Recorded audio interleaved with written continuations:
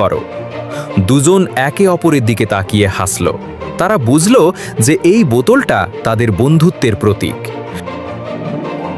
এরপর থেকে প্রতিদিন তারা একসাথে নতুন নতুন জায়গায় খেলতে যেত, ছোট গাছ লাগাতো আর গ্রামের সব ফুলকে রক্ষা করত। তারা ছোট হলেও বুঝতে পারত একে অপরের প্রতি যত্ন ও ভালোবাসাই সবচেয়ে বড়। গ্রামের মানুষও হাসত।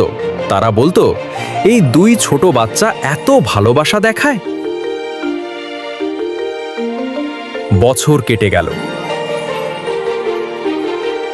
রিয়ান আর মিসা ধীরে ধীরে বড় হলো। তারা এখনো একে অপরকে মনে রাখে, আর ছোটবেলার সেই পুকুর, ফুলের বাগান আর বোতলটা ছিল তাদের সবচেয়ে বড় স্মৃতি।